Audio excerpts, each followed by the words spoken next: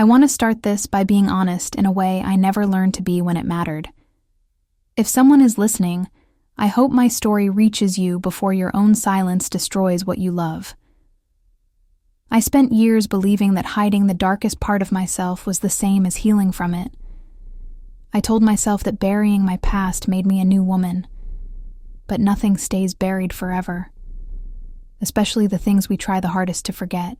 I lived 15 years beside a man who loved me with all the innocence and quiet devotion of someone who never imagined his partner could carry a life shaped by shame. And maybe that was the first thing I stole from him, his right to know who I truly was. Today I can finally say the words I never said to him face to face. Not because he will hear them, but because the truth has poisoned my chest for too long. Before I met him, my life was built in the shadows. Survival had teeth, and those teeth bit through me more times than I can count. I grew up believing I had only two choices: drown or let myself be carried by the current of whatever people wanted from me. I learned early that my body could become a currency. I learned even earlier that no one protects girls like me for free. So I stepped into that world young, unprepared, and already tired. I became what I needed to be to stay alive, even when the cost was pieces of my own identity falling away. I worked as an escort in places that swallowed names and spat out only transactions. I don't say this with pride or even regret anymore. I say it the way someone describes a scar. You don't celebrate it, but you don't deny it either. It is simply a part of the map of where you've been. I told myself it was temporary. I repeated that lie so many times that it almost became true. Almost. When I met him, everything inside me tightened with fear and hope at the same time. He was the type of man who didn't belong anywhere near the life I had lived. He didn't walk like someone carrying secrets. He didn't speak like someone using charm as currency. He wasn't looking for anything from me besides connection. That terrified me more than anything I had experienced before. Because I knew from the moment I saw him that he was the kind of man who could make me wish I had been someone different. I tried to walk away from him at first, not physically but emotionally. I kept waiting for the day he would notice the stain on me, the invisible label I carried, the invisible weight that never loosened its grip. But he never questioned the version of myself I showed him. He accepted everything I presented, and I became addicted to the feeling of being seen without being examined. I created a new identity around him, and the worst part is that I let myself believe I deserved it. As our relationship deepened, the lie deepened with it. It grew roots under my skin. Every moment of happiness came attached to panic, because I knew that the foundation beneath us was fragile. I had built it from silence. I convinced myself that silence was protection, even love. I told myself he didn't need to know. I repeated that lie for years, and every year made the truth heavier. When he asked me to build a life with him, I should have confessed. That was the doorway to redemption, and I looked at it and turned away. I told myself that my past no longer existed because I had stopped living it. I quit everything in one day, burned contacts, cut ties, erased traces. But the absence of proof is not the same as the absence of truth. And inside me, the truth sat like a weight I carried into every shared moment of joy. We married. We built a home. We created rituals and memories, holidays and inside jokes, routines and dreams. I shaped myself into the wife he believed I was. And the frightening part is that I became good at it. I became so good at pretending that even I started to forget the girl who once survived in the dark. There were days when I truly thought the past had dissolved, and all that remained was the woman I had become beside him. But I was wrong. The past doesn't disappear when you outrun it. It follows, quietly, patiently. And one day, it catches up. For 15 years, I lived in both fear and gratitude. Fear of losing him, gratitude for having him. I used to watch him reading on the couch or fixing something around the house or sleeping with his hands gently resting near me. and I felt a desperate peace. A peace that wasn't mine to keep. A peace I had stolen by pretending that my silence was harmless. Then everything ended in a single morning. It began with the sound of his phone vibrating on the counter while I made coffee. A sound so familiar that I didn't even look at first. But then I saw a tiny flash of text on the screen, just enough to freeze my blood. It mentioned a nightclub I thought I had erased from my memories. It mentioned a nickname I once used, a name I thought had vanished with my past. My heart stopped. Not figuratively. My body truly felt like it forgot how to move. In that moment, the 15 years I had lived collapsed into the girl I once was. Cold. Cornered. Terrified. I grabbed the phone without thinking, without breathing, guided only by panic. I deleted the message, but it was like trying to put smoke back into a fire. The damage had already been done. When I lifted my head, the first thing I saw was his expression, a mixture of confusion, betrayal, fear, and disbelief. I had seen that expression on strangers before, never on the face of the man I loved. I felt my entire world tilt, as if gravity had turned against me. In his eyes, I wasn't the woman he had married anymore. I was the stranger standing in her place. What followed wasn't screaming. It wasn't anger thrown across the room. It was something much worse. It was the slow unraveling of trust. It was the sound of his breathing becoming heavier, as if each breath was trying to understand 15 years of falseness. I didn't have the courage to speak. I didn't have the courage to explain how the lie had started as survival and turned into a prison I couldn't escape. He didn't accuse me. He didn't confront me with rage. He simply began to detach, piece by piece, as if removing himself from a life that no longer belonged to him. It was a quiet disaster, the kind that destroys everything without a single loud moment. When he packed his things, he didn't look at me the way people look at villains. He looked at me the way people look at tragedies. That hurt more than hatred ever could. The door closed softly behind him. The softness of that sound haunts me more than any slammed door ever could. A slammed door means someone left angry. A softly closed door means someone left broken. Since that day, I have lived inside a silence of my own making. I replay every year we shared, every lie I swallowed. Every moment I could have chosen honesty and didn't. I understand now that I didn't lose him because of who I was before him. I lost him because I never gave him the chance to love me fully, truth and flaws included. I never trusted that he might stay even knowing the worst of me. And now I will never know. After he left, the house became unbearably quiet. It felt like stepping into a museum dedicated to a life that no longer belonged to me.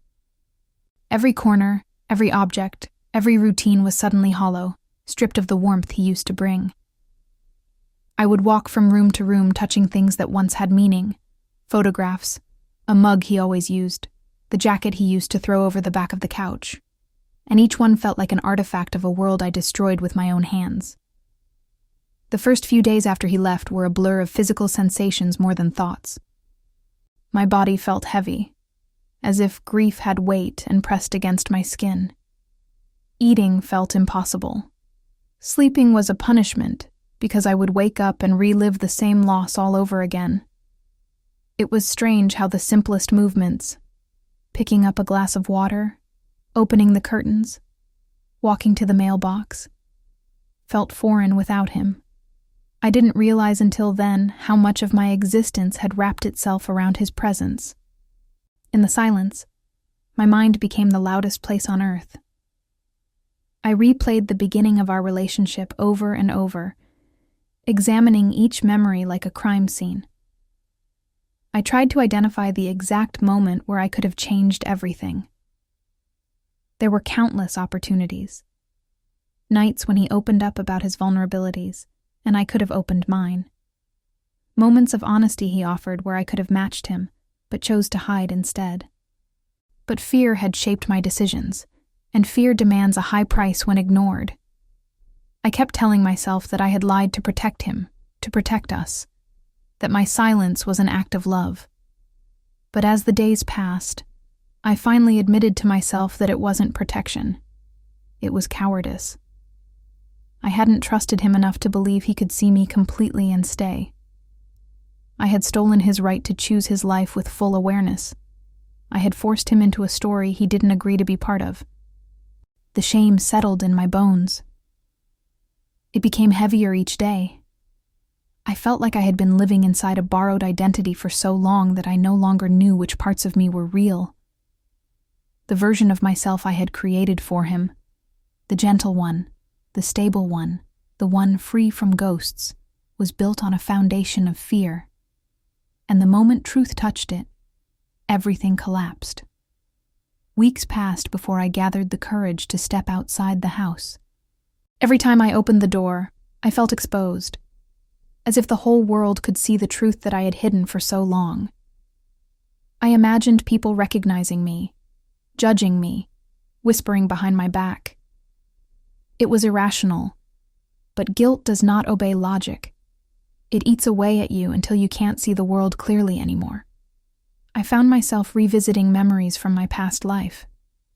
The years before him, the cold nights, the strangers, the survival masquerading as choice. I had spent so much time trying to erase that version of myself that I never learned how to reconcile with her. I had treated her like an enemy, like a stain, instead of accepting that she was a wounded part of me that needed compassion, not denial. But facing those memories now was like ripping open wounds I had never let heal. I remembered the exhaustion, the fear, the numbness I used to rely on to get through nights that didn't feel real. I remembered telling myself that one day I would escape, and that when I did, I would deserve happiness. But escaping physically is not the same as escaping emotionally. I carried the shame with me into my new life, disguised under a performance of normalcy. As the silence stretched, I began to understand the true reason I had never told him the truth. It wasn't because I feared he would leave. It was because I feared he wouldn't. I feared he would look at me with understanding instead of disgust. I feared he would forgive me. And forgiveness felt more terrifying than rejection, because it would force me to confront the possibility that I didn't need to hide who I was. I wasn't ready for that kind of vulnerability, so I hid behind silence instead. Days turned into months, and the ache didn't fade. It settled into my daily existence like a shadow that never changed position, no matter where the sun stood. I tried to distract myself with routines, with small tasks, with anything that could pull me out of the spiral of regret. But everything led me back to the same truth. I had crafted a life out of fear, and fear had taken everything from me. I started writing letters I would never send, pages filled with apologies, explanations, memories, confessions. Some were angry, directed at the world that pushed me into the choices I made. Some were gentle, written with the tenderness I once felt when watching him sleep beside me. Others were desperate, full of guilt and longing. But all of them had the same core, regret. A regret so vast it stretched across 15 years and swallowed them whole. I wrote to him about the nights I cried quietly beside him, terrified of losing him. I wrote about the way his kindness scared me because it felt undeserved. I wrote about the child version of myself who never learned how to ask for help, and the adult version who never learned how to trust safety when it finally arrived. Writing became the only way I could speak the truth without breaking apart.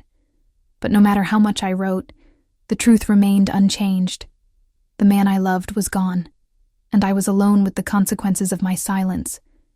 I used to believe that the past only has power if you keep feeding it. Now I understand that the past doesn't need your permission to return. It only needs an opportunity. One message from a stranger was enough to break open everything I had tried to seal shut. The truth didn't destroy me. It destroyed the illusion I had built. And illusions are fragile things. The loneliness became a strange companion.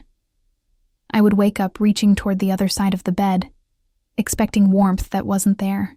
I would cook out of habit and then stare at 2 plates before realizing I had no one to share the meal with. I would catch myself turning to make a comment to him, only to find an empty room. The house that once felt alive now felt like a monument to my deception. I tried contacting him once. Only once. Not to beg him to return, but to let him know I understood why he left. He didn't reply, and I didn't try again. Some wounds deepen when touched, and his silence was a clear sign that I had already taken more from him than I ever had the right to. But the human heart is strange. It punishes and protects at the same time. Even as I drowned in regret, a part of me wished he had yelled at me, blamed me, said something cruel. Anything that would allow me to feel resentment instead of the crushing weight of understanding why he walked away. Anger would have been easier to live with than clarity. As the months slowly moved forward, I began to understand that what I missed was not only him, but the version of myself I was allowed to be when he was around. With him, I had felt almost innocent, even if I knew deep down that I was not. I had worn that innocence like a borrowed dress, terrified the whole time that someone would snap their fingers and remind me it was never mine in the first place. Without him, I was forced to face the two worlds I had tried to keep separate for so long. The woman who once sold parts of herself to survive, and the woman who later pretended that Chapter had never existed, were no longer two different people. They were both me. I could not keep them apart in my mind anymore. They collided every time I looked in the mirror. I started going back, in my head, to the beginning of everything. Not just the beginning of my relationship with him, but the beginning of the path that led me into the life I had lived before. I grew up in a home where love was always conditional. Affection came with a price, and that price was obedience, performance, being who others wanted me to be. There was no space for vulnerability or weakness. When you learn that early, it becomes a habit to hide your wounds. You never show pain unless you want it used against you. By the time I was old enough to leave home, I was already broken in small, invisible ways. I went into the world with no support, no safety net, and no illusions that anyone would catch me if I fell. The jobs I could find barely paid for food and rent. Fear of homelessness became a constant shadow, and fear has a way of pushing you toward choices you never imagined for yourself. When someone first suggested that I could make in one night what I made in a week, I laughed it off. Then I saw my bills. Then I saw my empty fridge. Then I saw the landlord's face when he reminded me that my due date was approaching. Survival is not romantic. It does not care about dignity. It cares about numbers, money in, money out. That is how it began. The first time I stepped into that world, I told myself it was temporary, a phase, a necessary evil. I disconnected from my body as if it belonged to someone else. I learned how to become an idea instead of a person, an image instead of a soul. It worked, in a way. The more I detached, the easier it became to endure. The more I treated myself as a transaction, the less I felt the sting of each night. But when you spend long enough in that state, you lose track of who you were before it. The version of me that still believed in gentle love, in safety, in honest connection, faded further into the background every year. I built armor around myself, thick and cold, and convinced myself that this was strength. Meeting him cracked that armor in a way I was not ready for. He looked at me through eyes that didn't measure my value in hours or currency. For someone like me, that kind of gaze is almost unbearable. It is too pure, too open, too bright. It shines in places you have learned to keep in the dark. Instead of letting that light heal me, I tried to control it. I shaped myself into something I believed he could love. In doing that, I quietly rejected the parts of myself that needed love the most. After he left, I began to see the pattern clearly. My entire life had been a chain of avoidance, avoiding pain by numbing myself, avoiding judgment by hiding, avoiding vulnerability by lying, avoiding abandonment by never trusting anyone fully.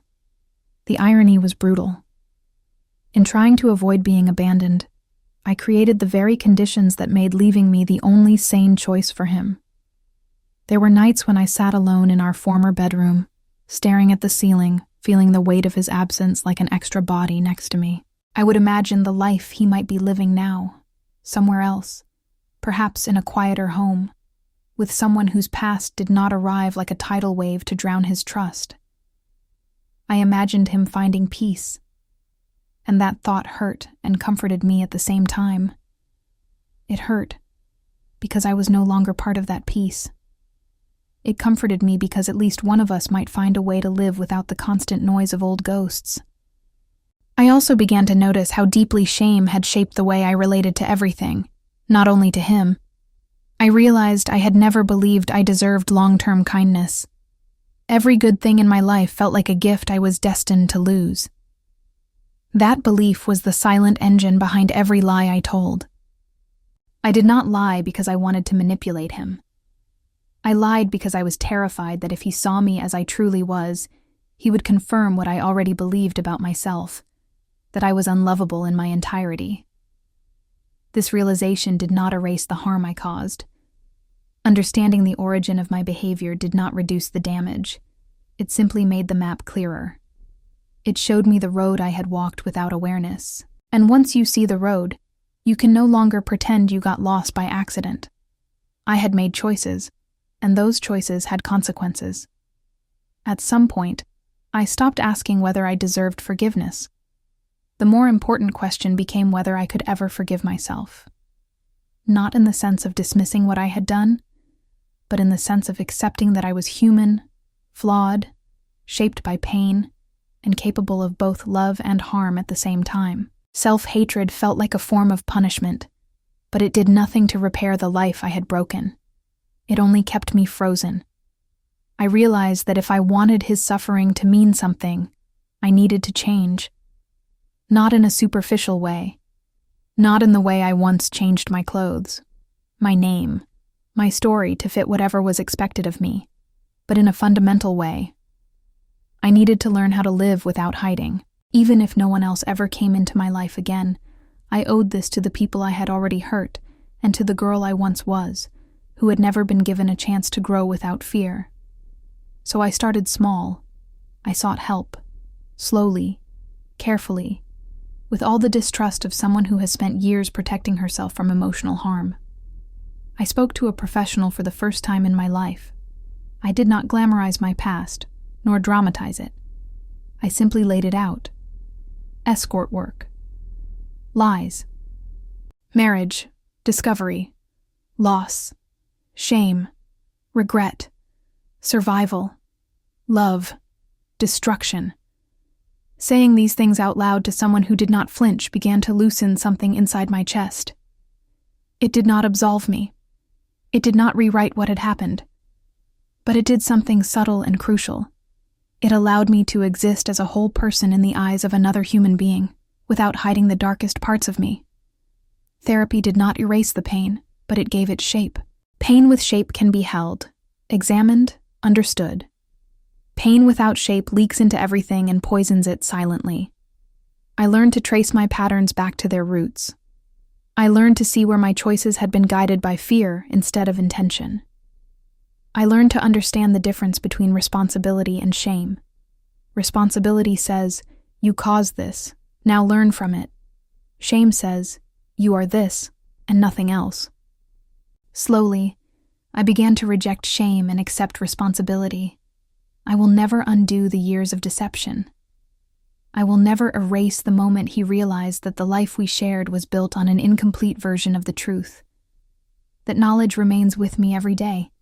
It sits at the center of my story as a fixed point. I cannot change it, but I can decide what kind of person I become around that point. Now, when I look back at our 15 years together, I try to honor what was real instead of only seeing what was false. The laughter was real. The tenderness was real. The comfort of his presence. The warmth of his hand holding mine. The quiet routines. The shared meals. The projects for the future. Those things were real. Even if the story he had about my past was not. It hurts to hold both truths at once, but that is what being human is. Holding contradictions without letting them tear you apart. I sometimes wonder what might have happened if I had told him the truth in the beginning. There is no way to know. Maybe he would have walked away immediately. Maybe he would have needed time to process. Maybe he would have stayed, building something honest from the start. The only certainty is that I never gave him that chance. That is what I regret the most. Not the life I lived before him, but the choice to carry that life like a hidden weapon instead of an open scar. In the end, my story is not only about betrayal. It is about the cost of silence. It is about the way fear can disguise itself as protection, about the way shame can convince us that we must choose between love and honesty when, in reality, there is no true love without truth.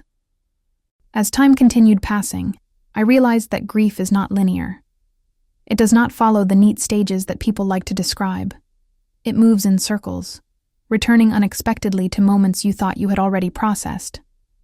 I discovered that healing is not a forward path, but a spiral, always bringing you back to the same wounds with slightly more understanding each time. There were days when I convinced myself that I had accepted everything, that I was ready to move on. Then something small, a familiar song, the faint smell of his cologne on an old jacket, a memory triggered by a mundane object, would pull me back to the first morning after he left, when the air in the house felt heavier than my own heartbeat. I learned to sit with those moments instead of running from them. They were reminders of the consequences of my choices, but also of the love I once tried to protect through silence. Eventually, the world outside my home stopped feeling dangerous.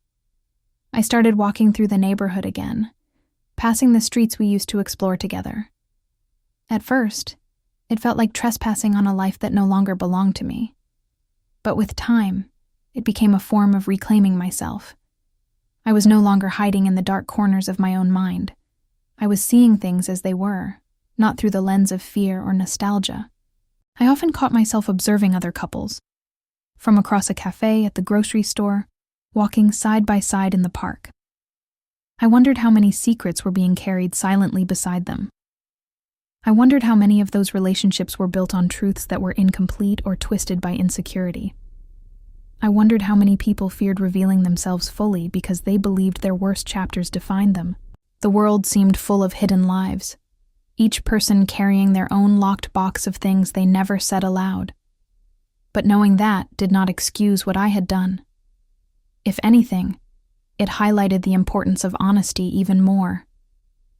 I had spent so long believing that hiding my past was a way to protect the future. What I had failed to see was that protecting love requires vulnerability, not concealment. It requires letting yourself be seen, not the idealized version, not the edited version, but the flawed, complicated, real version. During therapy, I learned something that stayed with me. Shame thrives in secrecy. The moment you speak your truth, shame begins to lose its power. It does not disappear instantly, but it becomes manageable. It stops being a silent tyrant ruling your choices. This idea began to loosen the chains that had held me for so long. Little by little, I started telling the truth, not to him, because his absence had become his boundary, but to myself. I acknowledged the pain of my past without hiding behind euphemisms. I acknowledged the harm I caused without drowning myself in self-hate.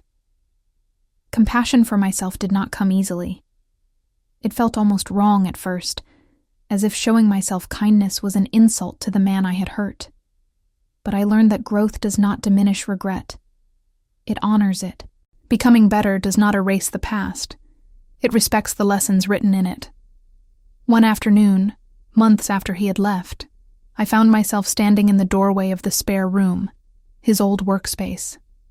I had avoided that room for so long that dust had settled along the shelves like a soft layer of time.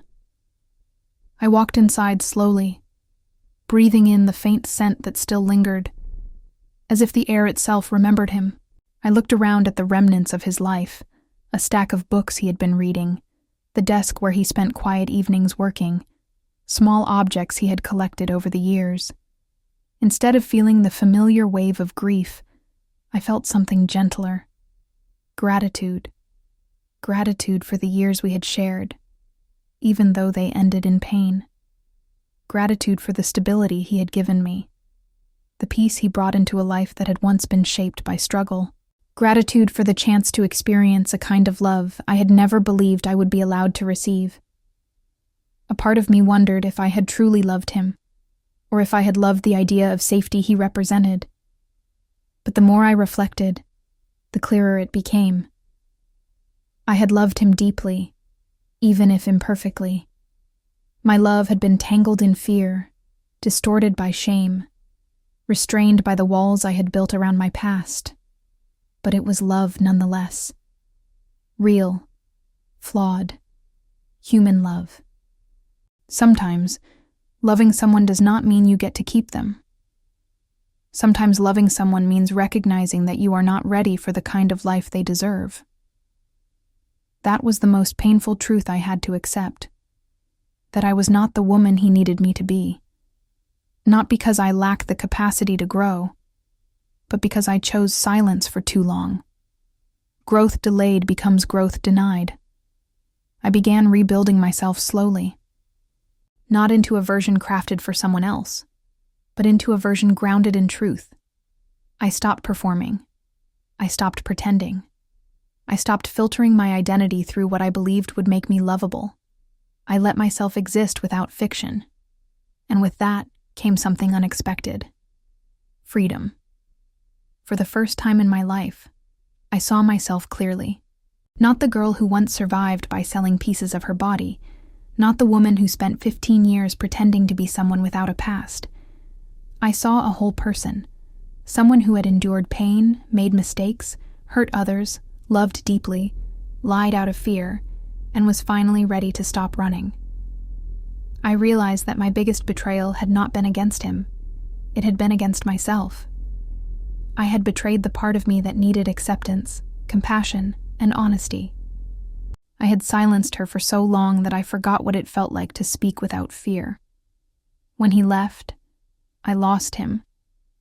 But I gained something I had never expected. The opportunity to meet myself without the mask. There were days when I wished he could see who I was becoming. Not because I wanted him to return, but because I wanted him to know that the pain he endured had not been meaningless. His leaving forced me to confront truths I had buried so deeply that I almost forgot they existed. If there is any justice in the world, it is that his heartbreak began a transformation I had avoided my entire life. I started volunteering at shelters for women who lived the kind of life I once did. Listening to their stories was like hearing echoes of my younger self. The fear, the exhaustion, the hunger for stability, the shame they carried like an extra skin. Every word resonated. I realized that if I had met a version of myself in those years, I would have seen someone trapped, not someone shameful. That understanding softened something inside me. It allowed me to view my own past with less cruelty. Helping others did not absolve me. It did not erase the pain I caused, but it gave my suffering a purpose. It allowed me to transform my mistakes into something meaningful, even if only in small ways.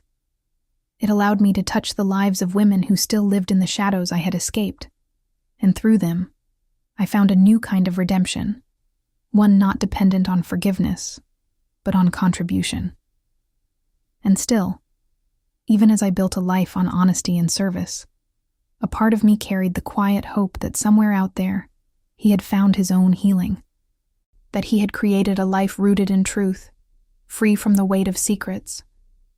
I hoped he had found joy, stability, maybe even love with someone who met him without walls. The thought of him happy without me no longer stung. It brought me peace. I came to understand that some people are meant to teach us lessons we could not learn alone. He taught me what love looks like when it is gentle. He taught me what trust feels like when it is real. And through losing him, I learned what truth requires from us, and what happens when we deny it. For years, I had believed that revealing my past would destroy everything. I never considered that hiding it would do the same. Silence became the very weapon that shattered the life I was trying to protect. And so now, whenever I share my story, I do it not to excuse myself, but to prevent someone else from repeating my mistakes. I tell it because there is nothing more dangerous than believing that love can thrive on incomplete truths. I tell it because I wish someone had told me, years ago, that vulnerability is not weakness. It is the foundation of connection. As more time passed, I began to understand that grief does not announce when it has finished its work. It leaves slowly, quietly, in ways you only notice months later when a memory no longer hits with the same sharpness, or when you catch yourself laughing at something small without feeling guilty about it. Healing, I realized, does not look like a dramatic awakening. It looks like tiny shifts in the way you breathe, move, and think. It looks like learning to live with a softer weight. There were mornings when I woke up and, for a split second, forgot the rupture that had torn my life in two. In those fleeting moments, before memory flooded back in, I felt the lightness of my old routines. Then the truth would return, reminding me of everything I had dismantled with silence. But the heaviness didn't crush me the way it once did. It simply sat beside me, like a companion I had grown used to. I spent a long time wondering whether I deserved to rebuild myself. The question haunted me. What right did I have to seek peace after shattering someone else's? But life has a way of moving forward whether you feel ready or not. Time does not wait for your permission to continue. And at some point, survival becomes an instinct again. I started establishing new routines, ones that belonged solely to me and were built on truth rather than on the desire to hide. I created rituals that taught me presence, quiet mornings with tea, long walks without distractions, journaling sessions where I poured out thoughts I had avoided for years. These small acts grounded me in a way I had never felt before. They forced me to face myself honestly, without shame acting as a filter. For years, I had shaped my identity around what I thought others expected. Now I was learning to exist without performing, without pretending, without molding myself into someone else's idea of worthiness. It was frightening and liberating at the same time. For the first time, I wasn't trying to erase pieces of myself. I was acknowledging them, holding them gently, understanding that they did not define my entire story. There were afternoons when memories of my old life resurfaced, those dark, exhausting years before I met him. But instead of pushing them away, I examined them. I allowed myself to feel sorrow for the girl I once was. A girl who survived things she should never have faced alone. For the first time, I offered her compassion instead of contempt. I realized she had done the best she could with the tools she had. She had kept me alive long enough for me to experience love, even if I didn't know how to honor it. That understanding changed something inside me. I stopped viewing my past as something to hide from, and started viewing it as something to learn from. My past was not an enemy. It was a set of experiences that shaped my fears, my boundaries, and my mistakes. Every choice I had made, even the destructive ones, came from a place of survival. That did not excuse them, but it helped me understand them. I also realized that the shame I carried had prevented me from seeing the possibility of redemption. Shame had convinced me that I was unworthy of honesty, of connection, of being fully known. It had convinced me that hiding was the only way to be loved. Letting go of that belief was the hardest part of healing. It meant rewriting patterns that had governed my life since childhood. It meant choosing vulnerability over protection. It meant accepting that love built on truth is the only kind that can last. As I rebuilt myself, I sometimes wondered if he thought about me at all. Not with longing. I had no right to expect that. But with understanding. I wondered if he ever considered the battles I fought long before he met me, the ones he never knew existed. I wondered if he knew that my silence had come from fear, not from a lack of love. But I also knew that wishing for his understanding was a way of clinging to the past, and I needed to release him fully to move forward. Eventually, something inside me softened around his memory. The sharp pain mellowed into a bittersweet ache. I could think of our years together without collapsing under the weight of regret. Instead, I felt gratitude. He had been a chapter of light in a life that had known too much darkness. He had shown me what stability looked like, what safety felt like, what tenderness could heal. Losing him hurt deeply, but having him at all changed me irrevocably. I carried that transformation with me into the work I continued doing with women who lived through experiences similar to mine. It became clearer that my past pain had given me the ability to understand theirs. I could sit with them in their fear without being overwhelmed. I could listen without judgment. I could offer guidance shaped by the mistakes I had lived through. My suffering became a bridge instead of a cage. Helping them allowed me to forgive parts of myself I once blamed mercilessly. It taught me that humans are complex and imperfect, and capable of both immense harm and immense growth. It taught me that redemption is not something granted by others. It is something built through actions, step by step, day by day, in the quiet corners of your life where no one applauds you. Yet, even as I grew, I never once denied the responsibility for what I had done. I did not rewrite the past in softer language. I did not pretend that my intentions had justified the consequences. The truth remained unchanged. I had withheld a fundamental part of myself from someone who deserved honesty. I had allowed fear to dictate the terms of our relationship, and the result had been inevitable heartbreak. But I learned to hold that truth without condemning myself entirely. I learned that I could acknowledge the harm, feel the grief, carry the regret, and still treat myself with compassion. Self-hatred would not bring him back. It would not undo the years of silence.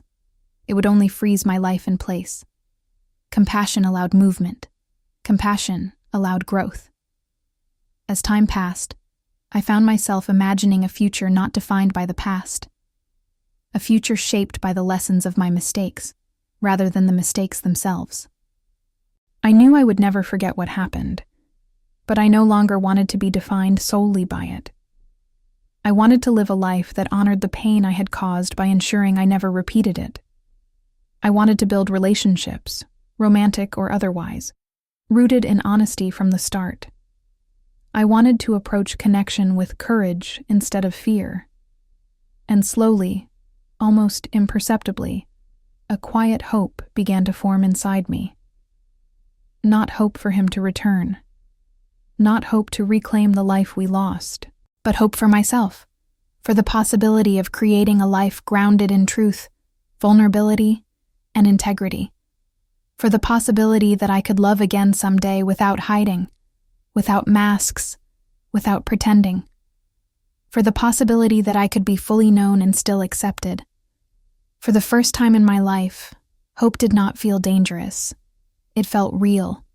Over time, I began to notice that my story had shifted from something that haunted me privately to something I could use to speak truth publicly. I did not wake up one day suddenly free from guilt or pain. Instead, I reached a point where the weight of silence felt heavier than the risk of being judged.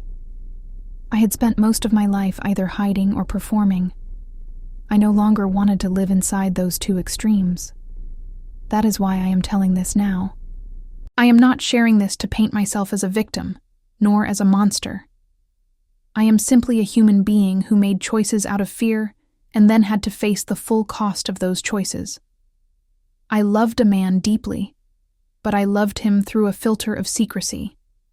I tried to separate my past from my present by pretending one did not exist. In doing that, I broke the very foundation of the life we built together. When I think about the girl I was before I met him, and the woman I became after losing him, I see a long line of moments where the truth could have changed everything. Not by preventing pain entirely, but by shaping it into something honest instead of corrosive. If I had trusted him enough to share who I really was, the relationship might have ended much sooner, or it might have grown stronger. I will never know. That uncertainty is part of my punishment, and I accept it. But the more I sit with my story, the more I realize that this is bigger than just one relationship. It is about all the ways we lie to ourselves and to others, because we are terrified of not being loved if we show our whole selves. It is about the way shame turns into a cage we lock ourselves inside, believing it is keeping us safe from rejection. It is about the destructive illusion that we can build real intimacy on partial truths. I used to believe that my past erased my right to be loved honestly. Now I understand that what truly threatens love is not where we come from, but what we refuse to reveal. There are people who would rather face the truth and choose you consciously, knowing everything, than live in a comfortable lie. I had a man who might have been one of those people, but I never gave him the chance to prove it. That is a mistake I will carry for the rest of my life. Today, I live differently. I no longer hide the fact that I was an escort. When I share it, some people judge me, some turn away, some reduce me to that single aspect of my past. But others look at me and see a whole person. A woman who survived, stumbled, hurt others, grew, and chose to stop hiding. Those are the connections that matter now. They are rare, but they are real. I do not glamorize the life I once lived, nor do I drown in regret over it. Both of those extremes are lies. My past was painful, complicated, and filled with choices I never imagined I would make. It also taught me resilience, empathy, and the ability to sit with other people's pain without flinching. There is darkness in it, but there is also strength. The real tragedy was not that I had that past, it was that I tried to erase it instead of integrating it. The man I loved will probably never hear this. If he ever does, I know it will not undo anything. It will not mend the fracture or rewind the years. But if I could send one final message into the space between us, it would be this. His love mattered. It mattered so much that losing it forced me to finally become someone honest. It mattered so much that I refused to let the story end at destruction, without at least trying to turn it into something that could help others. If you are listening to this and carrying a secret you are afraid will destroy everything, I am not here to tell you what to do. Every situation is different. Every heart has its own limits. But I can tell you what my silence did to me. It ate away at my peace every single day. It disconnected me from the person I loved. It eventually shattered the life I was trying desperately to preserve. Honesty is frightening. It can cost you relationships, comfort, and the illusion of safety. But dishonesty carries a cost too, and that cost compounds over time. It turns even the sweetest moments bitter, because you always know, deep down, that they are built on unstable ground. I wish I had been braver. I wish I had trusted love enough to risk losing it honestly instead of keeping it dishonestly. I cannot change that now, but I can choose how I live with it. I can choose to stop running from my own reflection. I can choose to be transparent with the people who enter my life from this point forward. I can choose to break the cycle of silence that shaped my story for so long. So this is my confession, but it is also my offering. If my story reaches even one person who is standing at the same crossroads I once stood at, between silence and truth, between fear and vulnerability, I hope it gives them the courage I did not have. I hope it shows that while honesty may hurt, it is the only path that leads to real connection. I hope it reminds someone that their past does not make them unlovable, but hiding it can make love impossible. I carry the memory of him with me, not as a wound that never heals, but as a scar that reminds me of what I lost and why. That scar keeps me humble. It keeps me honest. It keeps me grounded in the reality that love is not just about feeling. Love is about choosing truth, even when it scares you. If you are still here, listening to the end of my story, I am grateful. You have walked with me through the darkest and most vulnerable parts of my life. You have allowed me to speak the words I once believed would destroy me. In doing so, you have helped me reclaim a piece of myself. And if you want to hear more stories like this, imperfect, real, and sometimes painful, stay. There are so many lives shaped by secrets, so many hearts trying to untangle love from fear. Sharing these stories does not fix everything, but it reminds us that we are not alone in our mistakes, our regrets, or our attempts to grow. This is the truth I should have told from the beginning. This is the woman I should have allowed myself to be. Not spotless, not perfect, just honest. And from now on, whatever I build will stand on that foundation, or it will not stand at all.